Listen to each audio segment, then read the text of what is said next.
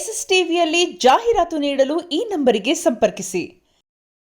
So definitely mostly ನಾನು ಅವನು join ಮಾಡಿಬಿಟ್ಟು ವಿ ಮೈಟ್ ಸ್ಟಾರ್ಟ್ ಸಮಥಿಂಗ್. ಒಂದು ಕಡೆ ಲವ್ ಅಂದರೆ ಹುಡುಗ ಪ್ರಪೋಸ್ ಮಾಡೋಕ್ಕೆ ಹುಡುಗಿ ಪ್ರಪೋಸ್ ಮಾಡೋಕ್ಕೆ ನಿಮ್ಮ ಅಮ್ಮ ಏನು ಪ್ರಪೋಸ್ ಮಾಡೋ ಅಂತ ಎಲ್ಲರಿಗೂ ಒಂಥರ ಆಶ್ಚರ್ಯ. ಅಂದರೆ ಅವ್ರಿಗೆ ಕಾಯ್ತಾ ಇದ್ರು, ಇವ್ ಮದುವೆ ಆವಾಗ ಮದುವೆ ಆಗ್ತಾ ಇವಳು ಹೇಳ್ತಾನೆ ಇದ್ದಾಳೆ, ನಮ್ಮ ಕಾಗೆ ಆರಿಸ್ತಾನೆ ಇದ್ದಾಳೆ ಅಂತ. ಸೊ ನಾನು ಎವ್ರಿ ಇಯರ್ ನಾನು ನಮ್ಮ ಅಮ್ಮಂಗೆ ಇಟ್ಕೊಡ್ತಾ ಇದ್ದೆ ಬಿಸ್ಕಿಟು, ನಾನು ನೆಕ್ಸ್ಟ್ ಇಯರ್ ನೋಡು ಅಂತ. ಈ ಸರ್ತಿ ಏನಾಯಿತು, ಸುಮ್ಮನೆ ನಮ್ಮ ಮನೆಗೆ ಅವ್ನ ಮನೆ ನಮ್ಮ ಮನೆ ತುಂಬ ಹತ್ತಿರ. ಸೊ ನಮ್ಮ ಮನೆಗೆ ಕಾಫಿಗೆ ಬರ್ತಾ ಇದೆ ಸಂಜೆ.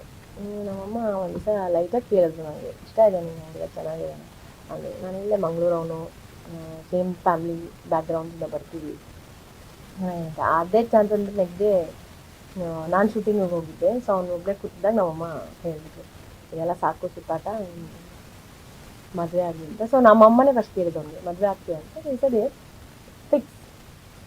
ಸೊ ನನಗೆ ಚಾನ್ಸೇ ಇರಲಿಲ್ಲ ಅವ್ನು ಪ್ರಪೋಸ್ ಮಾಡೋಕ್ಕೆಲ್ಲ. ಅವೆಲ್ಲ ರೊಮ್ಯಾಂಟಿಕ್ ಏನೂ ನಡೆದೇ ಇಲ್ಲ. ಓಕೆ, ಈ ಮೀನು ತಿನ್ನೋ ತಲೆಗಳು ತುಂಬ ಜಾಸ್ತಿ ಅಂತಾರೆ. 2 ಮೀನು ತಿನ್ನೋ ತಲೆಗಳು ಸೇರ್ಕೊಂಡಿದ್ದಾವೆ. ಅವ್ನು ಭಯಂಕರ ಇಂಟೆಲಿಜೆಂಟ್ ಅಂತಾರ ಬಂದು. ಅವ್ನು ತುಂಬ ನಾಲೆಜಬಲ್, ತುಂಬ ಓದ್ತಾನೆ, ತುಂಬ ತಿಳ್ಕೊತಾನೆ, ತುಂಬ ನ್ಯೂಸ್ ಎಲ್ಲ ನೋಡ್ತಾನೆ. ಇನ್ಫ್ಯಾಕ್ಟ್ ನ್ಯೂಸ್ ಪ್ರಿಯೇ ಅವನು.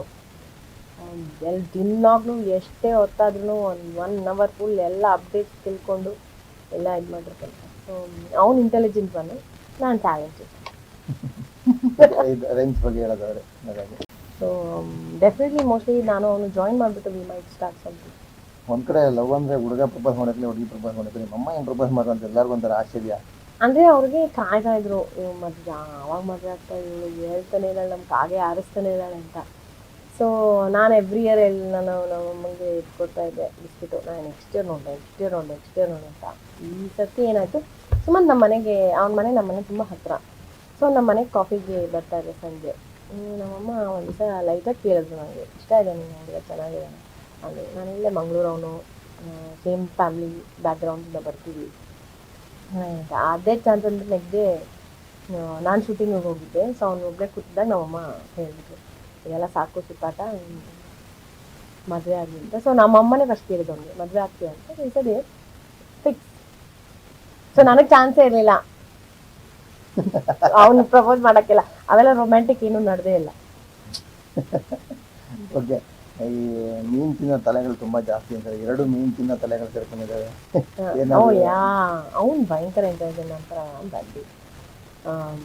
ಅವ್ನು ತುಂಬ ನಾಲೆಜಬಲ್, ತುಂಬ ಓದ್ತಾನೆ, ತುಂಬ ತಿಳ್ಕೊತಾನೆ, ತುಂಬ ನ್ಯೂಸ್ ಎಲ್ಲ ನೋಡ್ತಾನೆ. ಇನ್ಫ್ಯಾಕ್ಟ್ ನ್ಯೂಸ್ ಪ್ರಿಯೇ ಅವನು. ದಿನಾಗ್ಲೂ ಎಷ್ಟೇ ಹೊತ್ತಾದ್ರೂ ಒನ್ ಅವರ್ ಫುಲ್ ಎಲ್ಲ ಅಪ್ಡೇಟ್ಸ್ ತಿಳ್ಕೊಂಡು ಎಲ್ಲ ಇದು ಮಾಡಿರ್ತಾನೆ. ಸೊ ಅವ್ನು ಇಂಟೆಲಿಜೆಂಟ್ ಬನ್ನು, ನಾನು ಟ್ಯಾಲೆಂಟೆಡ್. ರೇಂಜ್ ಬಗ್ಗೆ ಹೇಳೋದಾದ್ರೆ ಹಾಗಾಗಿ ಎಸ್ಎಸ್ ಟಿವಿ ಸಿನಿಮಾ ಜಗತ್ತಿನ ಕ್ಷಣ ಕ್ಷಣದ ಸುದ್ದಿಯೊಂದಿಗೆ.